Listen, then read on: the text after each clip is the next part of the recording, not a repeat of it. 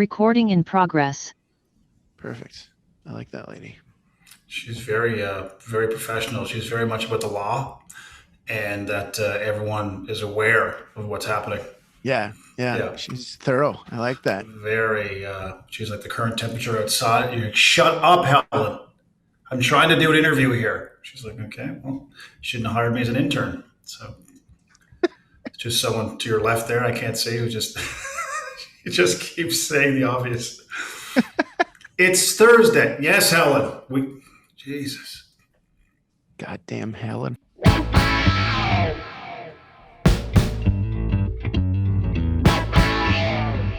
Hey, what's up, everybody? Welcome to another episode. I'm very excited today. We have got a stand-up comedian, an actor, a cast member from This Hour Has 22 Minutes, and all around just a fantastic human being, I would say.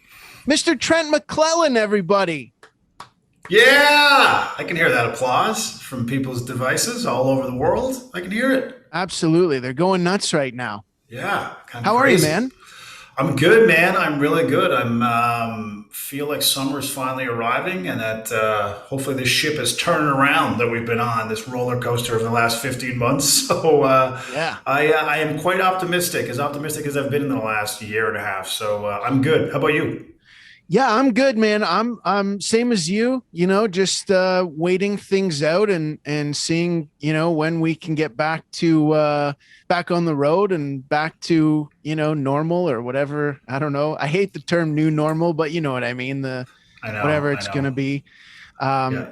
What kinds of things were you doing over this past year? Like, obviously you're a guy that was always on the road. Did you switch over to the Zoom shows? Have you avoided that? What's your feeling there?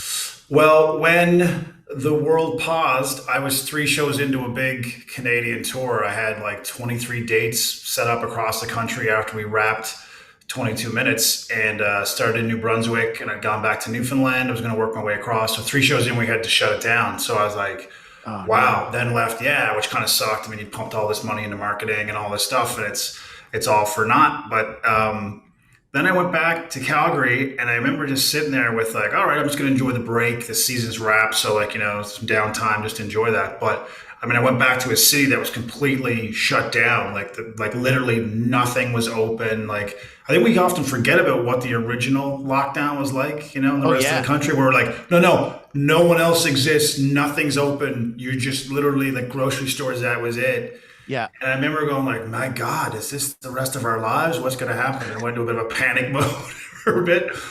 And then at one point I got out a bunch of flip chart paper, and I was like, man, I'm going to use this pause to kind of start looking at my life and career and put it all under a microscope and start asking myself questions like, do I want to do this thing? And if I am going to do this thing, how do I want to do it? And, like just use the slowing down to my advantage. And it was amazingly helpful. Like it was, because I don't think I would have done it otherwise, if you know what I mean. To sit down and actually say, you're not going for the next show. You don't have to worry about promoting the next show. You don't have to worry about touring and all the other stuff. You can just stop and take, kind of inventory of your life. And so that's what I did at that time. So I haven't done many Zoom shows, to be honest. I'm just not that guy. I'm like, I can't. I don't know if they're. I just can't put myself. No, I couldn't do it. They didn't excite you to talk to a computer screen while people are muted and often don't even have a camera on? Really? Yeah, and sometimes I hosted some events like where it was like I'm hosting a thing, and I got to host David Suzuki's 85th birthday party, which was kind of cool. Really? It was insane. It was really cool. But I noticed even these events, like you could see people on screen sometimes, and I hosted some other events. But like sometimes, you'll see someone in the upper right-hand corner just get up and leave. You know what I mean? Like, is he going to the bathroom, or is he going to get cake? Like I don't. All I know is if I'm doing stand-up on stage and someone just gets up and goes, I'm like, okay, that was clearly it's something I said. Like I don't know, but they're like they might have had to go get the door. Maybe a pizza arrived. I have no idea. So I was like, yeah, I can't do stand-up, I don't think, on the Zoom stuff. So that was it. We had a full season with 22, so that was busy. Tons of COVID protocol and stuff, obviously, but we were grateful to get a season in when a lot of things weren't shooting, so that was awesome. And then that's it. Been sitting around waiting for more news, basically. And the tour that you were on when everything started, you mentioned that was going right across Canada. Yeah, And yeah, was that a theater tour? yeah. It was a couple of clubs and mostly theaters. Yeah, so it was like you're putting deposits down on all these venues and like the marketing into it and social media marketing, and I mean like building it up for months, and then all of a sudden just like wham, like it's not happening. And I didn't get into that situation where I was just postponing dates. I was like, nah, I got a feeling this is gonna be sticking around a while. Let's not move it 2 months. I think that'll be Yeah. another email I got to send out later. So it's like, just pull the plug, and then we'll figure something out. That was out a couple of years down the road, but yeah, no, it was weird. And I mean, I'm sure you would have went through the same thing where you go like, my God, is that profession done? Like, does this thing not exist anymore? It was a very scary moment, I recall. Yeah, well, at first I bought the this will be 2 weeks and everything will be fine. Yeah. Unfortunately, I was one of Yeah. those Give it 14 idiots. days. Give it Yeah, 14 days. It'll be fine. Like a good, 14 days. All the people that have it, they won't have it anymore. it's We'll great. shut everything down. You'll be Yeah. fine. It'll be And I good. was I was like, oh, great. I can take a 2 week vacation. This will be fantastic. Yeah, And exactly. then we'll be right back. Yeah, it'll be, yeah. What's my show is when? It's March 15th. Move it 2 weeks. Yeah, Yeah, just put it to the 30th. I'm sure it'll be fine. We'll swing in. Tickets will be honored from that earlier date. Just swing in. Yeah, absolutely. well, I think you're right. It's like, because it's become so normal now, like we forget like how insane it was when it first happened. Like I think that's the Crazy. thing I've been thinking about more now is like, do you remember the first few months of how insanely contagious we thought it was, and like we were scrubbing everything. Your hands were cracked from like washing the backs of them. I'm like, what am I, a doctor? What am I doing, surgery? What's going on? Like, just we were all Yeah. gone mad, and it was like that the level of anxiety that created in everybody, and fear, and obviously it's still something very serious, and we're all still washing our hands. But you know what I mean? Like those early months, it was like everything was brand new, and everyone was terrified all the time. Like you went to bed terrified, you woke up terrified, you had no certainty of income anymore. So it was a crazy, crazy time.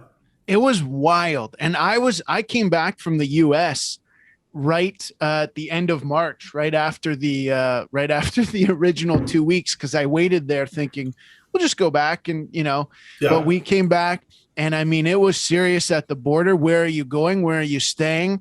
There'll yeah, be a cop gonna come and make sure you're there. If you yeah. order food, you wipe that down, you wash your hands. Like it was, I remember just I was in a hotel room for 2 weeks waiting out the original quarantine, and Wow. food delivery, and the guy wouldn't come to the door, and made me meet him out in the parking lot, and I'm like, I don't even know if I can meet you out there. I don't even know if I'm allowed to go out there right Yeah. now. Can you slingshot those burgers up to Yeah. 308? I'll just open the window. You can fire it up. And you're right too about the like restrictions and how tight it got. It was like everyone had a militant mother who was suddenly just like, wash your hands, make sure you wash your groceries when you come home, shut the door, wipe the counter down. You're like, I gotta move out. I can't live here with you. But that's what it became for everybody. It was just like this hyper militaristic mom who was just on your back 24/7 about what you should do, what you shouldn't do, and yeah, man, it was crazy times those first few months. Yeah, it was insane, man. But I want to take it back, to your beginning. You are originally from Newfoundland, right? Corner Brook, Newfoundland. Yeah, born and raised. I love it. I just went there for the first time 2 years ago, and Nice. like to Newfoundland just as a whole, and then Corner Brook as well. All right And on. yeah, it was amazing. I absolutely love it out there. But I imagine tough place to start doing comedy. Is that where you started, or did you have to move in order to start? Yeah, no, I didn't start stand up until I moved to Calgary in 2003 because at the time in Newfoundland there were no comedy venues at all. Like there wasn't a comedy club. There were occasionally shows would come through. And I remember one of the first live comedy shows I ever saw was Mike Bullard and Sean Majunder playing like at the Delta Hotel, like a ballroom at the Delta Hotel. And there was another act on the show, and I cannot for the life of me remember who it was. But I Oh was just wow. blown away. I was a server at the time at a restaurant, and I was just like, oh my god, this is amazing. I've seen stand up done on television, but when you're in the room, it's like a superpower. I was blown away by just the feeling of it. We all Yeah. left energized. We're all in a great mood. We all went out. So yeah, that was the only time I'd ever seen a live stand up show. And there was not really much coming through my town in Corner Brook. And then I moved to St. John's on the East Coast, the capital city. And that place didn't really have any live comedy venues either. So I had friends tell me, man, you should do stand up. You should do stand up. But I was like, that's great, but like, where would I do it? How would I learn it? Like, and I've told people this before. To me, stand up for the most part was just something on my television. It was almost like I was looking at something that was on the moon. Like that's how little access I would have had Right. to talking to a comedian or asking them questions because it just didn't exist. So as I was getting ready to go to Calgary, the economy in Newfoundland was pretty bad at the time, and I didn't have a job after a while. I thought I'll go to Calgary, but I knew Calgary had a comedy scene, so I was like Googling, okay, well, how would you get on stage, or how would you at least try it? And I found an amateur night at a Yucks or whatever, and eventually, after a bunch of months, got the courage to walk on stage at an amateur night, and luckily it went well, and I was like, that was it, I was hooked. But yeah, it took me a long time to find just a community of comedians that actually like, oh, this is a place where you do it and we can all hang out and help each other with jokes and all that. All that happened in Calgary. What did you originally go to Calgary for? Well, what I wanted to do at first was I was dating this girl. She was living in California. She was from Newfoundland as well, but she was living in California. And we were like, we're doing long distance. We're like, oh, this isn't working. Why don't we both move to Calgary? Because it's like, the economy's booming. We can both find jobs, da da da. So that's what I did. So I moved, but I thought I'd already had a job for years working with kids, like boys and girls clubs and community center type work and after school programming, summer day camps. So that's when I moved to Calgary, that's the first thing I tried to do was try and like find a job working with kids. And so I found that. And then once I got some steady income, I was like, okay, I'm going to try this stand up thing. I'm going to go to an amateur night and write down some ideas and start seeing if I can find out how to at least get on stage for the first time and see if I can do this. So, but that was the original plan. Yeah, just go and see what happens. Do you remember that first show? I do. Yeah, I do. I remember, and I believe this, man. I'm sure you're probably the same for you, but like that first time you go on stage or before you go on stage, when you're waiting in the wings and they're about to introduce you. Oh, And I remember it was the most terrified I ever was in my life. I was just like, oh my God, like it'll just be me out there. And I don't know these people. But like it all hits you in that moment. oh yeah. And I remember my knees were literally just shaking. Like I'm sure the audience could have heard them knocking. Like they were just like boom, boom. And I remember thinking to myself, if I can just walk these 20 feet and get to that mic stand, that's all I got to do. Just move your feet left, right, left, right. You've walked a million times in your life. Just keep walking and grab that mic and have words come out of your mouth. And luckily I did it and was able to get some laughs that first time. But my God, I was absolutely terrified, absolutely terrified. And I still feel that, by the way, when I see another comedian go on stage and I know it's their first time, I still feel that in my stomach for them. Absolutely. I have the exact same thing, man. I'm always I feel like their father.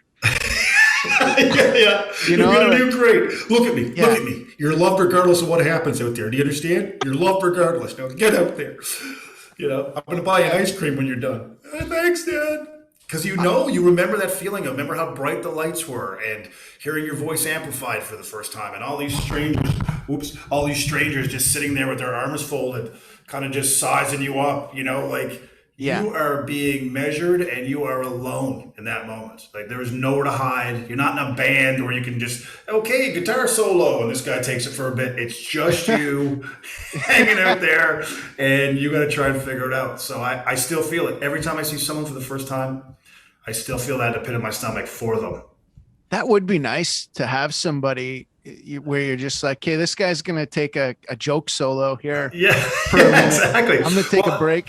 Well, on my podcast, I've talked to a bunch of musicians, and they often say that. They go like, man, you comedians, it's like, it's insane that you just go out there and like, it's all on you. Like there is no backing band, because they say like, once you're in a band, there's a bit of a machine there at least. You know what I mean? Like the machine is there, drummer, guitar players, like there's a bit of a thing, and it's got its own kind of inertia. But when you're a comedian, you're having a good day, bad day, flu, not feeling it, feeling great. It doesn't matter. It's still just on you at 8 p.m. and nobody cares in that audience. Nobody cares that you're not having a great day or you're not feeling particularly funny today. Nobody cares. It's just like, I paid my money, make me laugh, and that's it. So you got to dig down and find it somehow. Do you remember the first time you had a real like bomb hard? Oh, yeah, and it wasn't long. My second show, I absolutely ate it. You know what I did? I don't know if you relate to this. I did that thing where you go on stage the first time with Mm, 5 to 7 minutes, and it worked. Luckily, like just not because I'm a genius, just because whatever that set was worked for me that night. yeah. So I think this, then I go, well, clearly, everything I think of is hilarious. I think that 7 minutes is ready. So let me have a new 7 minutes that I will take out to my second time on stage. Oh, a new seven. Brand new seven, because I know that that seven already works. I used it once. It's already fine. So I go to a brand new seven for a competition. It was like we had a thing called Calgary Comedy Idol or something, which was like a based on American Idol, where you had three judges who had microphones too, and they're ripping you a new one after your set. So I went, okay, I'm ready. I've already got one set. I'll put that over there. Dude went up and it was flatline. And again, this is my first time bombing, right? So I don't know. You're just like, Yeah. oh, this was I remember in my head going, oh, this is why I thought I should never do it. This is why I thought I should never try stand up, because I was terrified something like this would happen. And it's happening on my second time. And I thought it was done after that. I thought, like, I'm never coming back to this. I don't want that feeling ever again. It was What so made bad. you go back? I mean, like I think I understand what it is, but like for the average person who would experience something like that, and as you said, never wants to experience that feeling again. What made you decide to go for the third time? Well, I guess I realized that, like, okay, I did two sets. One went really well, one went terrible. So it's like, well, which one are you going to let dictate your future? The one that you suffered and ate it, is that the one that's going to determine that you no longer do this? Or you can just choose to remember the one where you did really well and then learn lessons from that and try to be better at it. But I didn't get back on stage for months. Like, it wasn't like I was like, I dusted myself off after 2 weeks and went up. Like, I was scarred by it. Like, it was like getting beat up after school. Like, you're like, okay, well, I'm not going to go down that road anymore. That's where I got beat up that time after school. So I'm going to take a new route home from school. Yeah. Like, so I was taking a new route for about 4 months. I was like, yeah, no, I'm not going to be going over there. And then And eventually like beat up like naked in front of the whole school by a yeah. person way smaller than you. Yeah, and you ended up with a nickname as a result of it and all that. Yeah. Yeah. So Horrifying. all the emotional damage and turmoil that comes with it, all that piled into it. Horrible. And then and so then I was like, hey, well, I'm gonna have to at least get on stage the third time to see like what the tiebreaker is here. Like, do I have what it takes? Do I not? But I think early I had a real passion for it too. Like, I could not absorb enough information, whether it was books or a headliner doing a workshop and talking to you about writing jokes or the business. I just couldn't take it in quick enough. And I don't recall anything else in my life where I had that level of interest, if that makes any sense, where I was just so engaged in everything to do with it. I was like, more, more, more. And I'm like, that didn't go away, even though I still had the scars from that second set. But the real interest in it and passion to learn more about it, that didn't go away. So I think I had to eventually follow that, back to the stage for a third time. How many people do you think there are in the world that could have been absolutely amazing comedians, but because of that bomb, they went the other way? Instead of looking at it like, I've done this twice, one was good, one was bad, just Yeah. only looked at the bad one and said, I never want to feel that again, and gave up. Oh, I would say so many. I mean, I saw folks come through amateur nights, who went up on stage and it didn't go well, and we never saw them ever again. But they never returned to a stand-up stage, because I think you're right, because you build it up so much as a fear anyway. Yeah. So then when you're up there, and you know what it's like when you're up there and it's not going well, you don't have the experience to know how to fix it or correct it. It's like having a car, but you've never owned a car before. So when it breaks down, you don't even know what to look or check or what can you adjust. So when you're up there the first time and you're bombing, you don't know what to adjust. You don't know how to fix it. You don't know how to turn this car around, and Yeah. your worst fears are coming true in that moment. So a Yeah. lot of people I think are like, yeah, I never ever want to experience that again. But I think there's something to be said for that adage of you either get bitter or you get better. And you could either walk away going, yeah, I tried that once, it was terrible, I'll never do that again. Or you can go, no, there's data in there. There's information from that bombing. Like, why did I try a brand new set after only doing it another set once? Was I talking too fast? Did they not understand the premise? Was that joke too wordy? Can I rearrange the jokes in a certain order that work better and segue better? Can I write better punchlines? There's a million things you can adjust to improve on that one set, even, you know? So, Yeah. but I think you're right. Not enough people get someone to grab them after the bomb and say, hey, you got some potential. If you want, I can suggest some things or offer you some things. So they just go off into the night quietly and you never ever see them again. But I would say, yeah, a lot of people never ever walk back on stage after that.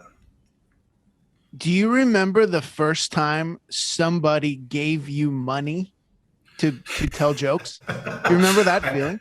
Oh, dude, it was incredible. And you know what's ironic? I bombed on that one too. I don't know if you remember the late great Jocko Alston. Do you remember Jocko Yeah. Alston? Yeah, yeah. So Jocko was in Calgary on a Western run, and they needed someone to open for him in Fairview, Alberta, which was like, man, it must have been like 10 hours north of Calgary, like middle of winter. And I'm working at Boys and Girls Club at the time, and I get a call from the booker at my job. And she goes, hey, Trent, just want to let you know we have an opening spot. We'd like to send you on the road to open. I'm like, are you serious? Like, I want to go? You want me to go on the road? You believe in me enough to go on the road? Oh, man. And it's like, yeah, it's Fairview, Alberta. It's a 12-hour drive, roughly, with gas and meals. It pays $50.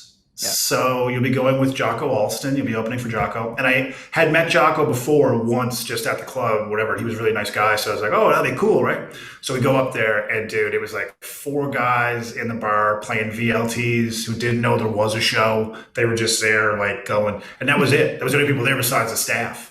And one of the staff, as soon as we walk in, the bartender lady comes around the back through the back of the bar. She goes, "You guys the comedians?" We're like, "Yeah." She goes, "Oh, well, welcome to the here. This place, we're voted the worst show in Canada." And we're like, Oh, nice. and dude, it was like the accommodations were like some terrible motel with shag carpet, where the pickup trucks from the oil and gas industry would just like idle all night and morning. So the exhaust was coming in under your door, like your motel room door. You're just like, we're gonna die in our sleep here, like while this F-150's out here. So anyway, dude, it was just, and they had to convince the four guys on the VLTs to shut them off and turn around and face us because that was the only audience we had. So the show was being pushed to half an hour, another half an hour, another half an hour. Because they're like, well, maybe somebody will show up besides these four guys who don't know there's a show. No one shows up. It's just those four guys. So now That's these four always guys. the way at the bad Exactly. shows. No, no, no. Yeah. People are coming. Just give it Oh a yeah. What time is it? What is it? It's quarter to 11. Yeah. No. Let's yeah, just give it another half an hour. I'm sure some folks they're just showering.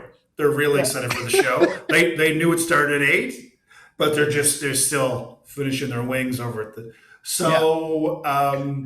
So these four guys now have been talked to by the manager into watching the show, and they're pissed because they didn't Oh come there yeah. to watch no dumb comedy show. They came to lose their paycheck in this VLT machine, and we're ruining it for them. So now they're just their arms folded. Dude, I went up there, and I mean, I probably had 25 minutes if I was lucky. If it was going well, I had 25 minutes. Yeah. I think I walked into my closer at about the 11-minute mark, like, all right. So anyway, nothing. And it was just, I started pulling out premises I'd never tried before. And stuff I'd written half-assed, like werewolves, huh? You guys think, are they more wolf or? Jocko's just over there like he's doing that thing, where like veteran headliners are like, just just get off. Like I'll fill the time. Like you don't need to stay up there and just be taking bullets to the face. So I get off, and of course he gets out there. He starts talking to those four guys. He kind of brings them into the show. What do you do for? And next thing you know, it turns out to be a little bit of a show, and there's laughs. I remember going like, oh man. So that was the first paid gig I ever got. Oh wow. I've done that exact gig, not there, but that type so many times. like I can feel my heart just started to like beat a little faster as you're telling it, just because I'm reliving. And I've been on both sides. I've been the guy who has to close that out and do like longer, and I've been the guy who's reached that that pivotal 11-minute mark where you're like, oh, I gotta end this. That's just, I'm supposed to do 25 minutes and I'm already looking down to 11. Did I start this on time? Just in your head, all this dialogue is going on. You're just trying to, and the thing, and someone said this to me once, and I think it's so true. Like when I walked in that room, you've done the same, I'm sure. You walk into these rooms, you know it's going to be terrible. Like your instincts, your experience tells you like this is going to be a dogfight. But the difference between comedians and normal people is a normal person would walk in there and go, yeah, this is going to be terrible. I'm not doing this. Whereas we walk in and go, this is going to be terrible. Where's the stage? And then our feet just walk us up this thing. Normal human beings do not do that. Oh, look, that building's on fire. I will walk into that building and just for a look around to see what happens. Like no one else does that in the world. Only comedians. It's amazing.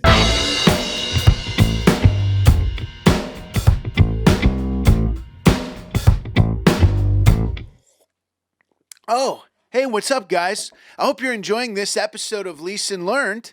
Thank you for being here. Thanks for watching the show. I'm just having a quick coffee break with Rampage Coffee, my favorite coffee in the world. Now, I don't know if you've ever heard of this company, but they're doing huge things. It's a husband and wife owned company. Canadian owned, Canadian made, baby. Owned by a husband and a wife. Together. They work together every day. Could you do that with your husband or your wife? A lot of you are shaking your head right now. You can't believe it. These people work together day in, day out.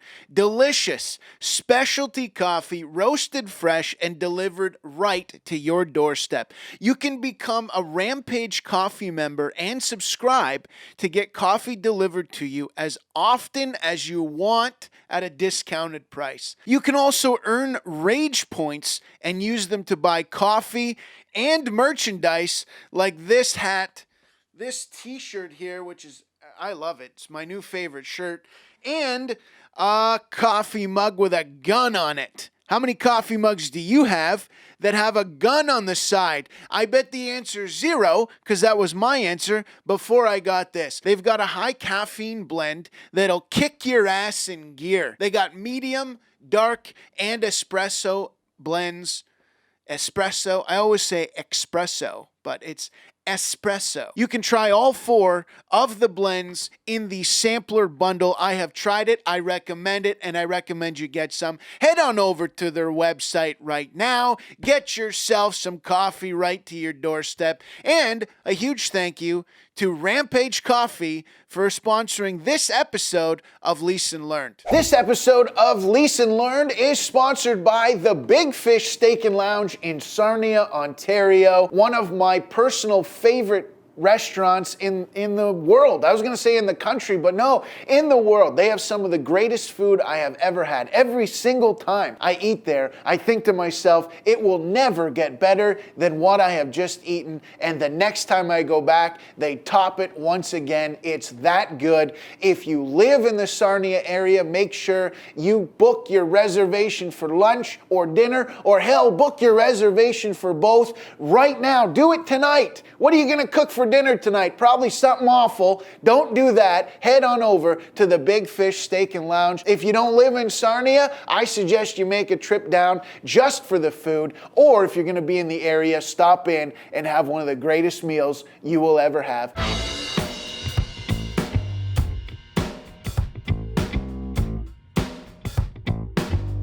Do you remember the time where you reached the point where it was like, okay, I'm not an opener anymore. I feel comfortable now to start headlining shows? Yeah, I remember at the time, the booker at Yucks in Western Canada, I asked to have a meeting with her. And to be fair, when I first started doing stand up, I had a lot of respect for headliners because I used to think, my God, that's a marathon up there. Like Yeah. doing 45 or an hour. Like I said, I was lucky if I had 20, 25 minutes. So when I saw these headliners do their full 45 or an hour, I was like, my God, I don't know if I'll ever get there. But over time, over a few years, you're starting to build time, build time. And I felt like, man, I'm there. I'm at 45 to an hour. It seems to work consistently. So I thought I'm going to ask to have coffee or a meeting with them and say, yeah, I think I'm ready. Like, I think I'm ready to be able to headline some stuff. And so she said, you know what? I think you are too. And we appreciate the way you went about it. And so that was it. They started sending me off to different places, like, small towns, a few other major cities in Western Canada. And then, yeah, I started playing the clubs and stuff. But it was, yeah, I think it's hard because you don't want to sound like you're an egomaniac, but you also think like, no, I think I'm ready. So it's, as they always say, you probably think you're ready before you actually are ready. And so I was very careful of that. And I thought like, no, I want to make sure I'm going to go over the date that I think I'm actually ready and wait. And eventually I was like, no, I think I'm good to go. I got killed with that. I was one of those people that thought I was good to go.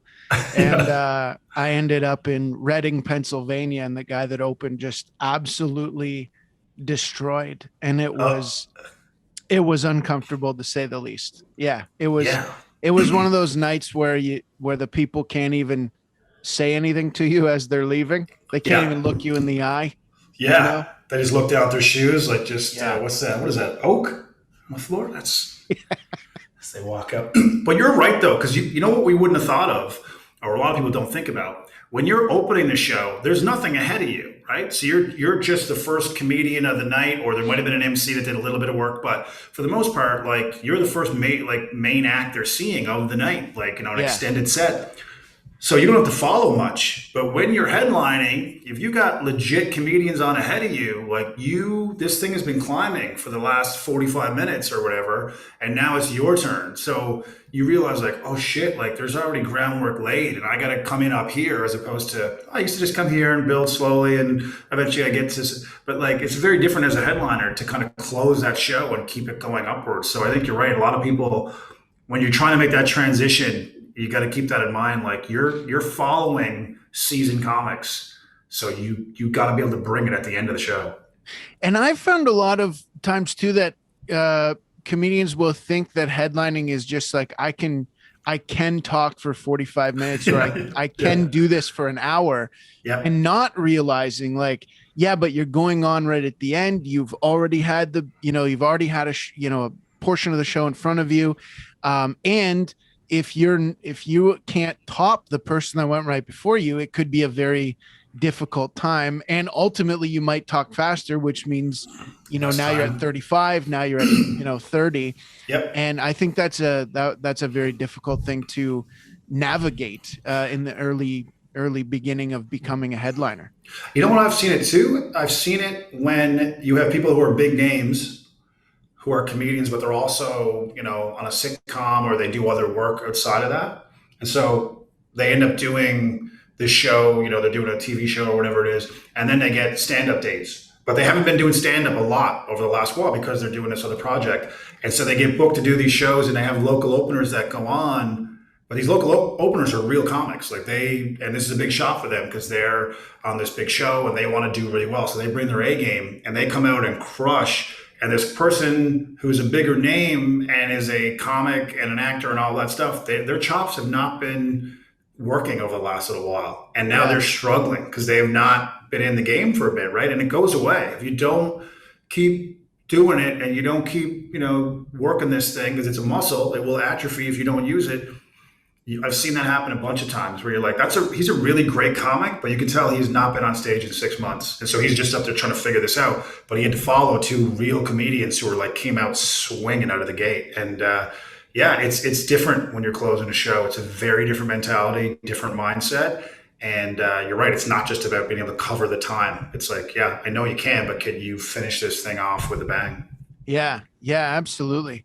Do you remember the first? What was your sort of first break? Was it like a where you thought, oh, this is going to be my full time gig? Was it like a festival, a TV appearance?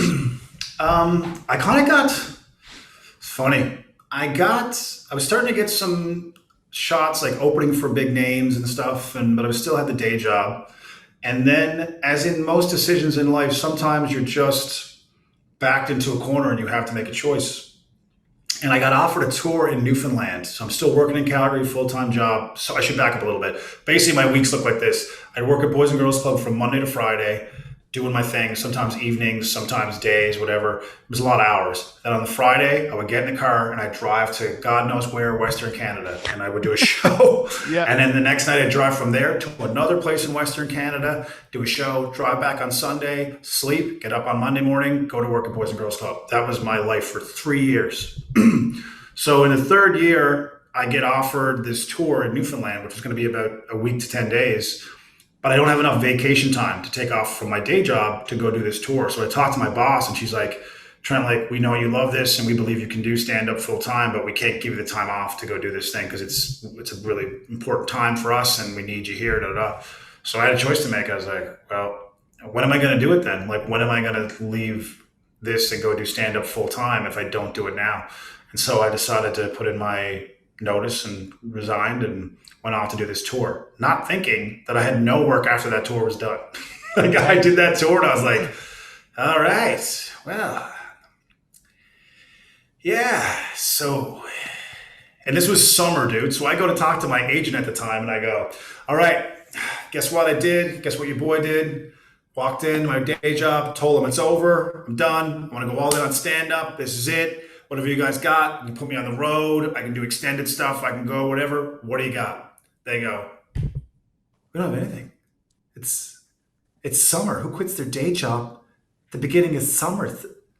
Did you hear what he did?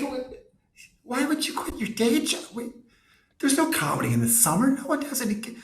You'd wait till September to quit your September. We've got gigs. Corporates are. Why would you? And I was like, oh my God, I've made terrible mistakes. Like I gave up like RSPs and stuff. You know what I mean? Like a corporate job, not like corporate, but like it was like, the most money I'd ever made in a job. I was like, oh my God, I made a terrible mistake. I made a terrible mistake.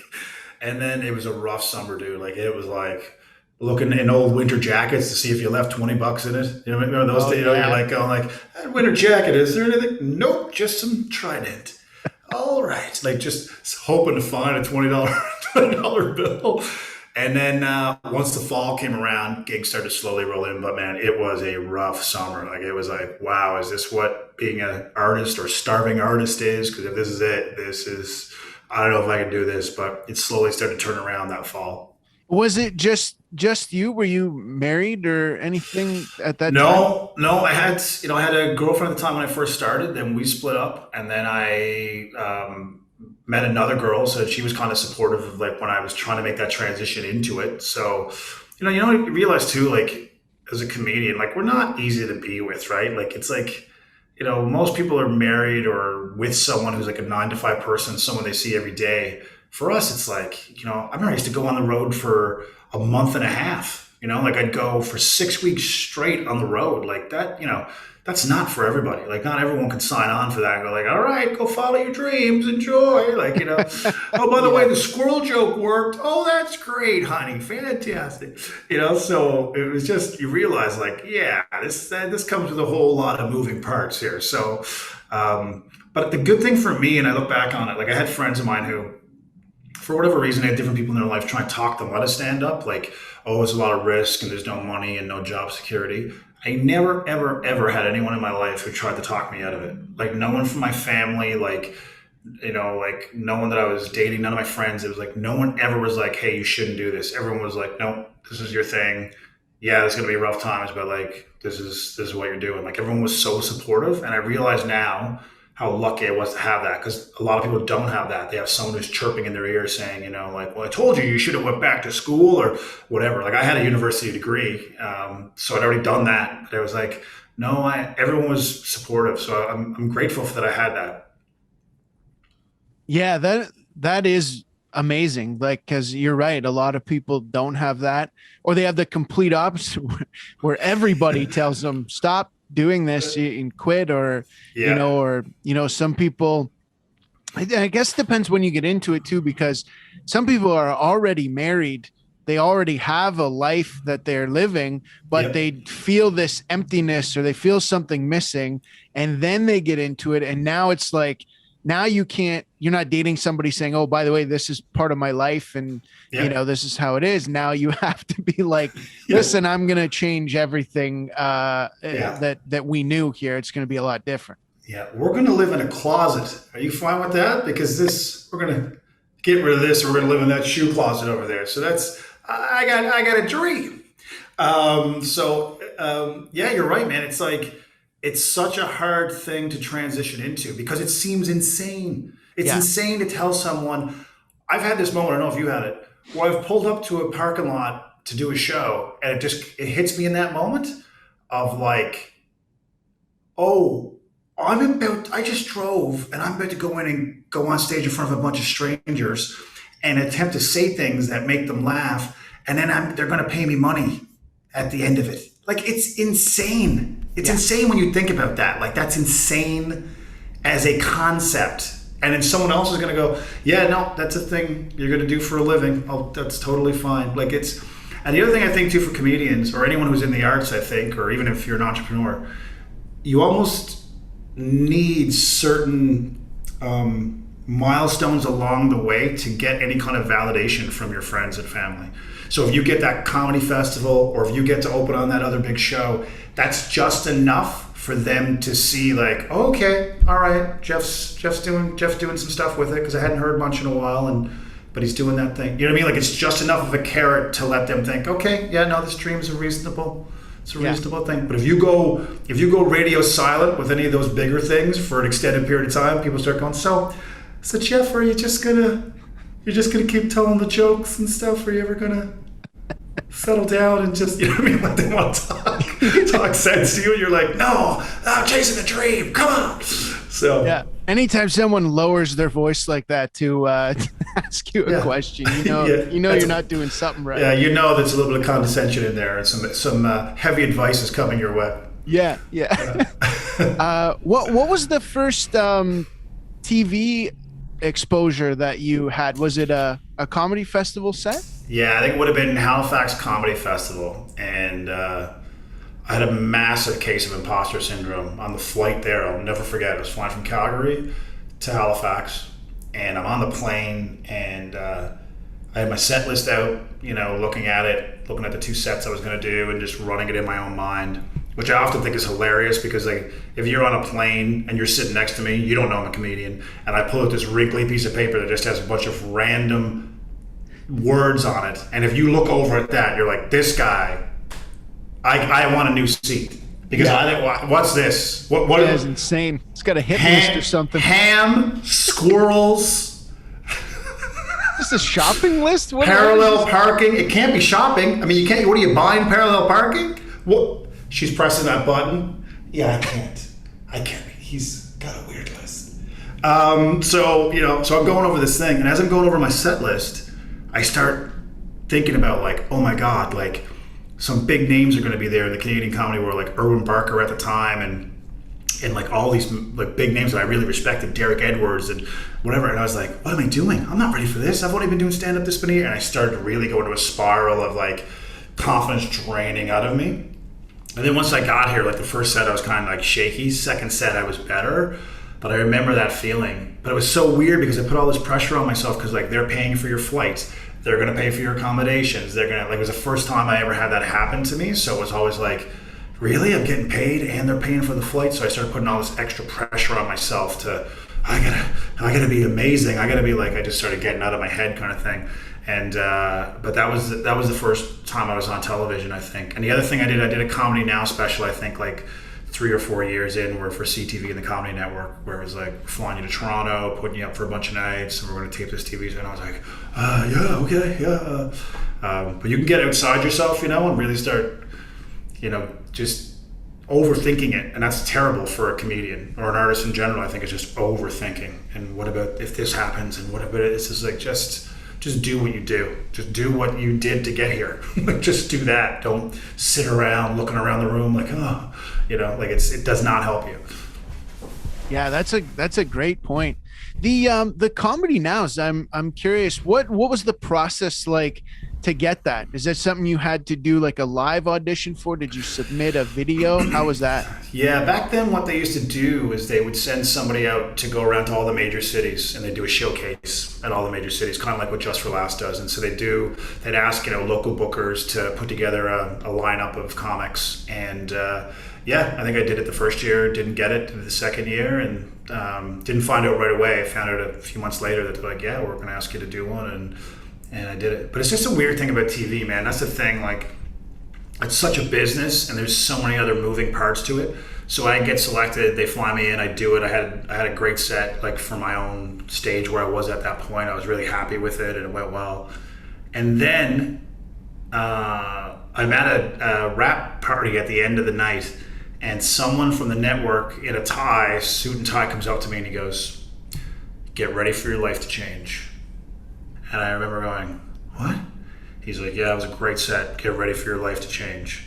And I was like, "Oh shit, my life's good. What? You guys hear my life? My life's gonna change, guys. This guy said."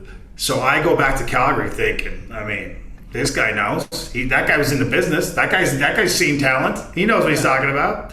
Dude, they didn't air my Comedy Now episode for 3 years. Years? 3 years. They started producing another show, I think You Can Dance Canada or something like that. So they started shelving all these new Comedy Nows they had done, and they weren't airing them at all. So here I was sitting around like going, okay, well, this thing comes out, shit's about to get real. And meanwhile, I was like, no, it's not going to be seen by anyone for quite a while. And so I was just continuing to just do road gigs and playing bars and doing whatever. So it's one of those things, like, you tell new comedians, like, just move on to the next thing. Like, don't put too much emphasis in this one thing you got, or you need this thing because you think it's going to change your life. It's like, it might not. Just move on to the next thing and enjoy the process and in the moment of what you're doing, and then don't overthink it. Just do it and then move on to the next thing. That was my first lesson in that. When it did finally air, did your life indeed change? God, no. You're still doing the same gig. Nothing changed. It's Canada. People were like, oh, yeah. Yeah, no, I think I saw you on the thing. Were you on Just for Central Comedy? Or, like, people don't, it was like, oh, it was just a thing you did, It was a great credit to put, like, for bios and things, but, like, life didn't change. It was a great little payday at the time. It was the most money I'd ever made, in stand-up for that little thing. But you look back on it now and you're like, no, it's not a lot of money for, like, it was basically your life's work at that time, like, oh, okay, well, here's everything I have, and they could get to air it for infinity. For the rest of your life, they get to air it, and you're like, yep, there you go, here's this bit of money. You're like, oh, yeah, awesome, my life's about to change. And so, no, nothing changed. It was like, I got some good footage out of it that I could chop up and use for other promo and stuff, but, like, in terms of career-wise, like, nah, it didn't elevate me to a household name by any means. And at that time, were you headlining clubs, like comedy clubs across Canada? Yeah, well, I was headlining clubs out west, but the east was a different beast because people were like, well, I haven't seen you yet. I haven't seen you live. So whatever you've done out west is kind of irrelevant. It's almost like going from Canada to the US, I found, where it was like, there weren't as many independent gigs. It was mostly just club run. And so if a club booker hadn't seen you or didn't necessarily trust that you were able to do something, then they were like, nah, I don't care that you headline out west or that you do corporate shows for an hour. I've never seen you live, so can't really do it. So I was still opening a lot of stuff out east, like in Ontario and those kind of places. And when I went back to Atlantic Canada or Western Canada, I could headline. But when I went to Ontario, it seemed like I was like, I got to open still for certain people and whatever. So it's a long road. And that's why I tell comics now, like, when you're starting out, man, like, it never ends. Like, there's always doors that slam. I don't care who you are. An example I always use is, like, I'm sure Brad Pitt would love to play Macbeth, but people are like, Brad, we can't. Brad, we love you. Brad, I think you're incredible. I'm just saying the studio's they're not gonna go for Macbeth. You know what I mean? Like, the doors shut for everybody. So to get upset because you can't get on the open mic on a Tuesday in your hometown and you're going to lose your shit and write a social media post bashing that person who books it. It's like, this is a comedy career. That's going to happen your entire life. No one owes you shit. So just work your ass off and keep asking and being polite and just doing the work you got to do to be a better comedian. And the opportunities eventually will start to come. But like expecting to get something just because you want it, to me, is like the biggest form of entitlement. It's like, oh, you just because you want to play there, you think they should let you play there. It's like, oh, okay. Like, that's not how it works. It's just not, you know? And so that was a lesson I learned very early, that like what you've done already, nobody cares. What you think you're ready for, nobody cares. Did you ever have a situation when you were headlining out west and Atlantic Canada, but would go to Eastern Canada? Did you ever have a situation where they booked you to open, not realizing that you're a headliner everywhere else, and the headliner couldn't follow you? This story has only been told twice, maybe. Really? Yes. So I got booked to do a run of club dates in Ontario, and I was supposed to just open. And the guy knew I was a headliner, or that I had said I was a headliner, but he's like, well, I haven't seen you live yet, and so I don't want to take a chance. I'm going to have you open. So I said, okay. So I went there, and I just machine gunned all the stuff that I knew worked so well. Like, I was just like, because I'm going to take an hour and condense it now into like 25 minutes of just like, what I think is my best shit. So by the second show, the club booker told the headliner, we're going to reverse you guys. So he told the headliner, you're now going to open, and Trent, you're going to close. And I mean, that was awkward because this guy was like, had been around a long time, and he was like, what? He was like, yeah, we're going to switch you guys. You're going to open and he's going to close. But to his credit, he was so kind and gracious about it. Like, he was not like shitty to me the rest of the week. He was just like, he goes, no, man, like, you're having great sets, and I haven't been on stage in a while, so I'm a little bit rusty too. So it's like, yeah, no, it's all good. Like, he was so classy about it and professional about it. And that's how I ended up headlining that club for years down the road, was like, because that's what happened that time. Wow. And I don't say that to brag. I just say that to explain that you don't need a sense of entitlement walking around. You can just go do your job, and if you do your job well enough, you have to believe that eventually the opportunity will come. Now, that's a pretty unique situation. Maybe traditionally it would have been like, well, you're not going to headline this weekend, clearly, because we already have it booked this way. But you know what? We now have seen what you can do, and we'll bring you back next year and you'll headline. But being shitty or being, blasting people on social media because you don't I just never understood that. I just never understood how that would then get you what you want either, by the way. Right. That someone would then go, oh God, no, you said that, so it's like, they don't have to book you. They don't have to book any of us. Like, it's totally subjective, so. And you're far less likely to get it if you're, bad-mouthing people or bad-mouthing whoever's doing the booking, and far less likely to get anything else you want in the future if other people see you do that. So exactly. Yeah, that mindset has never made sense to me either. No, it's a sense of entitlement, and I don't know if it's coming from, we sound like the old men here now talking about, when I was your age, I used to go to the club every weekend and hang out and wait for a spot.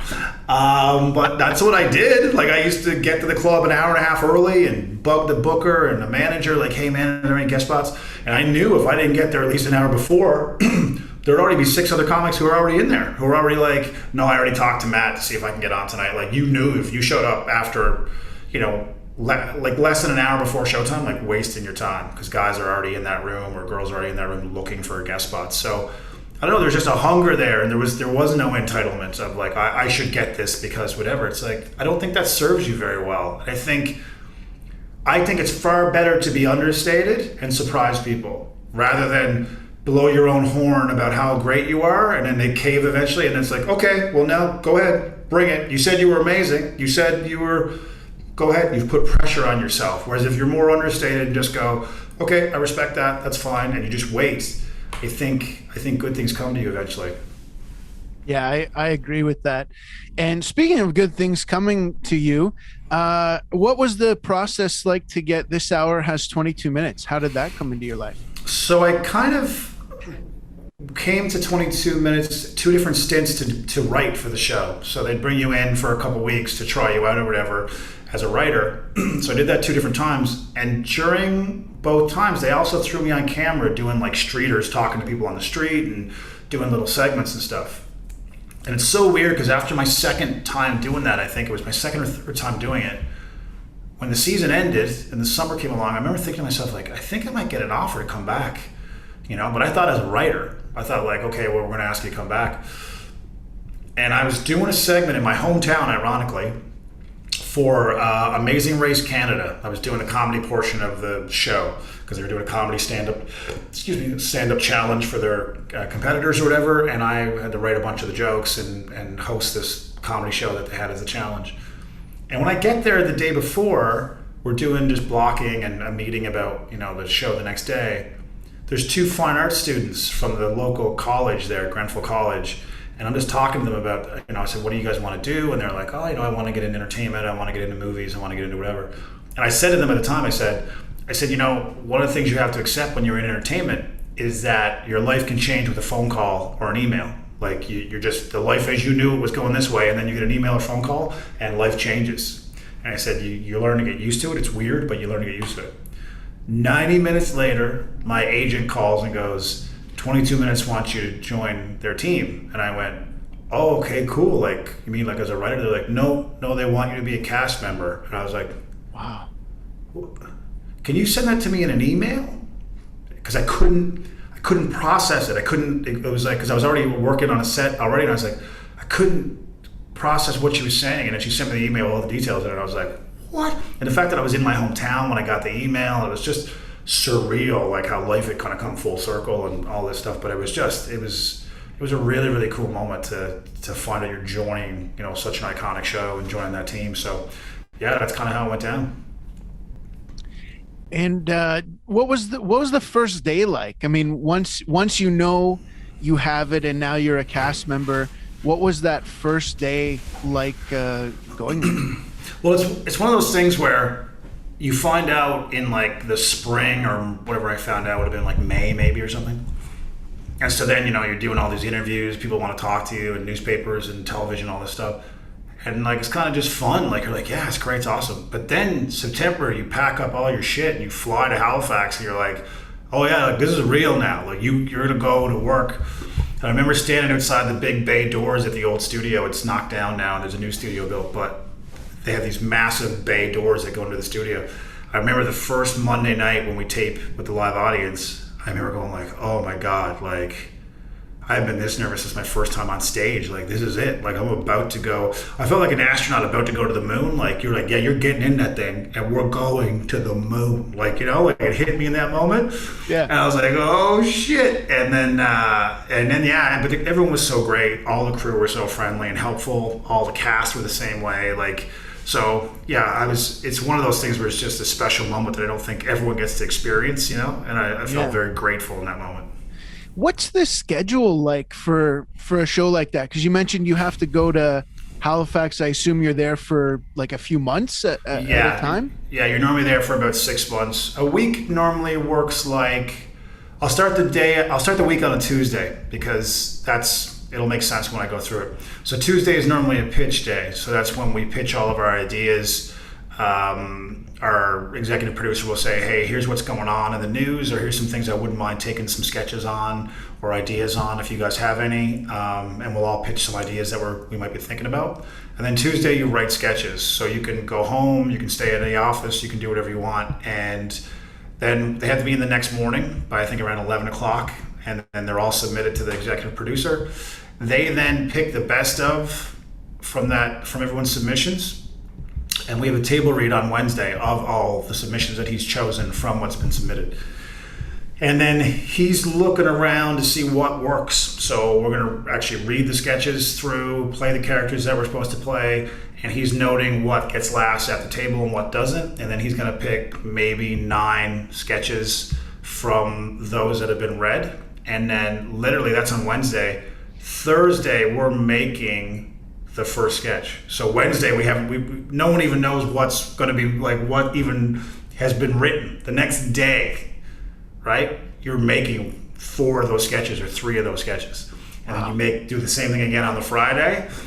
Weekends are normally off. You might have to do a little bit of writing or tweaking things. And then Monday is a live audience. So that's when we do all our desk jokes. We play back all the sketches that we've made from Thursday and Friday. And that normally taping is about an hour and 20, hour and a half. And then from that is pulled 22 minutes. 22 minutes of actual show is pulled from that hour and a half. And that's what people see on Tuesday night. So by the time you watch the show on Tuesday night, we've already started the next week's show. We've already started writing stuff for the next week. How did you find it transitioning from like writing for stand-up and then writing for sketch? Was that difficult? Yeah, it's a different beast because it's such in stand-up you can kind of, everything is done your way. You have complete autonomy in terms of how you're going to deliver something. Obviously, you're not on a network television show, so you can use any word you want. There's no, you can't say that, you can't say that. And with sketch, it's such a collective, right? Because you write stuff with other characters in mind and how you see it unfolding, but then also set design has to play a role, costume has to play a role, hair and makeup have to play a role. There's a director now, they're going to direct this sketch, and so they're going to want certain things. There's just the practicality of not being able to do certain things. Like if you're like, we're going to have a car chase and like it's going to go off a cliff, it's like, no, it's not, because we only have 2 to 3 hours to make a sketch. So we're not going to be like, we need to close down all of downtown Halifax and we're going to light a building on fire. All right, guys. It's like, funny story. Actually, one of the first sketches I wrote when I was writing on the show, it was a I don't know if it ever aired. I don't think it did. It was a Fort McMurray traffic reporter. So he was in a helicopter, and it's just a guy in a helicopter, with the aviators on and stuff. He's like, yeah, it's like a morning show. Yeah, it's truck-to-truck traffic right now here. We've got a pickup truck stalled, and it's just like everything's a pickup truck. You know what I mean? Like it's just pickup trucks as far as the eye can see here right now. I got a pickup truck hit another pickup truck, which hit 4 other pickup trucks. I wouldn't take that road if you're heading into work this morning. And it's just whatever. So anyway, I show up like the next day. We're going to do it live, like in front of the audience, this live sketch. And the day of, on the Monday, they've built a helicopter. Like they have an actual cockpit of a helicopter built with like a bunch of gadgets and stuff and whatever. They have an actual record player on the roof. So they just have the motor of it so it can rotate. And they have got rotor blades made, extended from that so that it actually spins around. And they're going to green screen it on the back to make it look like I'm flying in the clouds above. And so one of the set designers goes, you the new guy? I go, yeah. He goes, really? First time? Helicopter? Couldn't have wrote something with a desk or just in a bedroom or something? We got lots of bedroom. Helicopter? Yeah, dude. And I was like, oh, yeah, no, I just thought we could just use our imaginations and just make up stuff. And he's like, yeah. Helicopter, huh?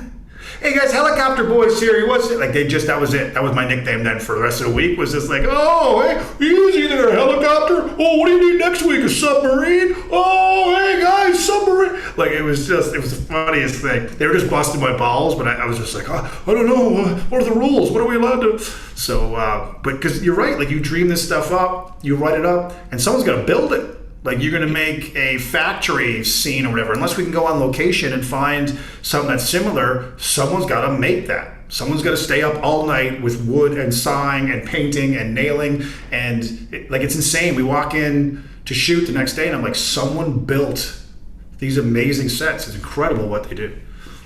Wow.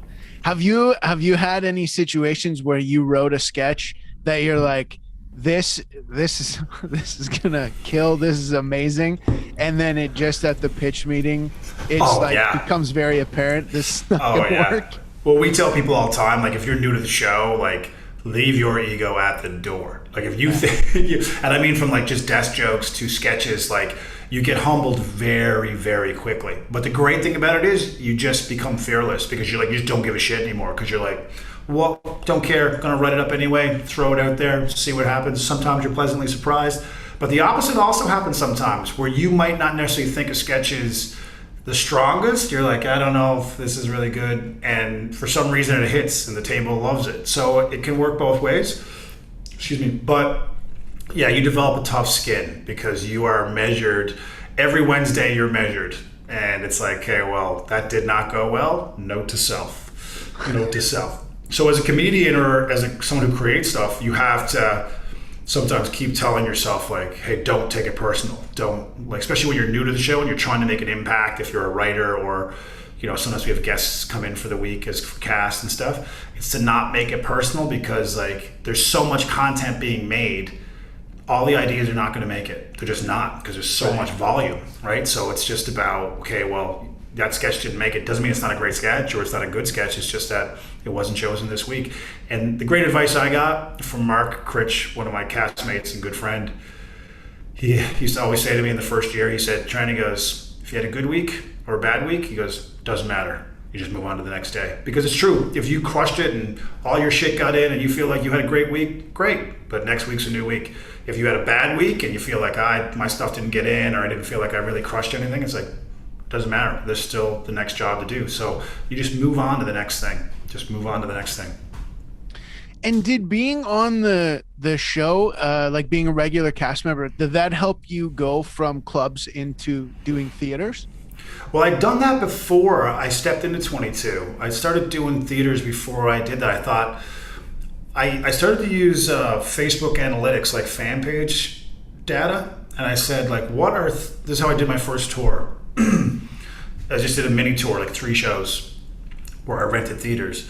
But the reason why I did it was because I was opening for Jerry D, and we went for supper one night before a show, I think, in Fort McMurray or something. And we became friends, and he was just great, very kind to me and stuff. And we're sitting there having dinner one night, and he goes, you got to find a way to get off the club circuit. And I was like, oh, yeah, that'd be great. He goes, you could do venues, bigger venues and stuff. He's like, but you got to find a way to do that. He goes, I don't know how you're going to do it. He goes, for me, I got lucky, and I got on TV shows, whatever. You start to get some FaceTime with people, and they start to know who you are. But it was almost like when someone who's already done it tells you, like, hey, you can do this too, it almost lets you believe that, like, okay, I don't, because otherwise I didn't know, well, how do you go about doing that? How would you rent a theater? Who does that? Can anyone do that? Like, I had no idea. I was just playing clubs and taking the money they were giving me, at a club. So once he said that to me, I was like, okay, I'm going to look into doing my own. So to get back to Facebook, I looked at the Facebook data from, like, where do I have the most fans and interest?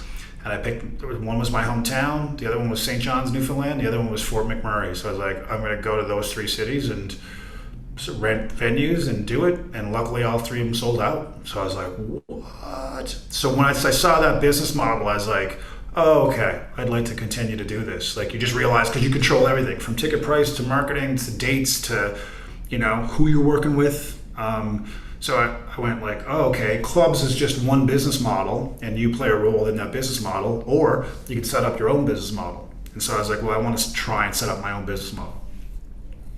Wow, that's amazing. Good for you for doing that. It's a weird thing, and you know this too, like, comedians often want other people to, gamble on them, like club bookers or festival bookers, and really take a chance on them. But what I often say is, like, man, you got to take a chance on yourself. Like, if you think you can get asses in seats, then, like, put your credit card down or your money down, rent a venue, pay for the marketing, pay for your hotels, pay for your travel, all that, and then you'll see. Like, do you know what I mean? Like, it's like, how much do you believe in yourself? And are you willing to risk and invest in yourself? So rather than, like, getting drunk 4 times this week, how about you took some of that money and you put a deposit down on a small venue that seats 100 people, or you looked into marketing, or looked into getting some headshots done, or some promo photos for your tour. Like, just treat it like a business and invest back in the business and build your own business model. Like, as opposed to complaining about not getting or not getting booked at that club. It's like, you can do that. Write a Facebook post about it, or you can start calling venues and figure out, okay, well, what venues can I play, and can I find my own way to market it and do it? So I don't know. I thought I'd just rather do that than being negative and trying to complain about what I'm not getting. I'm like, well, why don't I just go try and invent my own thing? Yeah, absolutely. And so now, like you mentioned, the theater tour that got canceled last year at the start of the pandemic. Is this still something you're doing on your own? Have you built a team now? Do you have people that are handling this, or is it still all you? Yeah, I had a manager for a bunch of years, and then we parted ways late last year. So, which kind of like, when you're not touring, it's like there's not much for them to be doing, to be honest. So it's like it kind of came at a good time in that regard. But now I have like a team for like, social media, like cutting video and stuff. I have someone who's a guest coordinator for my podcast. So I have a team. I have someone who's doing my graphics and stuff for like the podcast and stuff. So I have like slowly building a team to do that, because it's a lot of hats. When you have a podcast, as you know, it's like from doing the interviews themselves to then trying to get clips for promo to then, obviously also trying to get the guests as well. So it was like, it's a lot of work. On top of that, I was doing 22. On top of that, I was also trying to do stand-up. Like it was a lot of hats to wear. And so I felt like I needed to start bringing some people in to just take little things off my plate. So that's been a lot easier for me and a lot better. So I feel like I'm in a mode now of trying to write new stand-up so that when stages open up again, I can go like, okay, let's start workshopping stuff and have new ideas to go work out on stage. Well, listen, man, I really appreciate you doing this and being here, and this has been a great time for me, and I really appreciate your time. If people want to follow you on social media, where can they find you? You can find me all over the place. Trent_McClellan. You can find me on the Instagrams. You can find me on the Twitterverse. You can find me on the everythings. You know what I mean? I'm on the TikTokage. Trent McClellan 5, I think I'm on TikTok.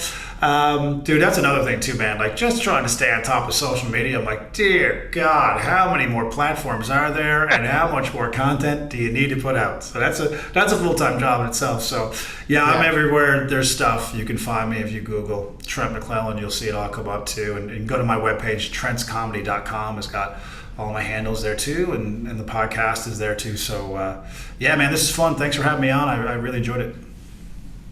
Thank you, man. And all the best, and congratulations on all the success. And, just chatting with you here, I can see why you are as successful as you are. So this has been really good. And I think really helpful to people to listen to this and hear your story here. So I really appreciate that, man.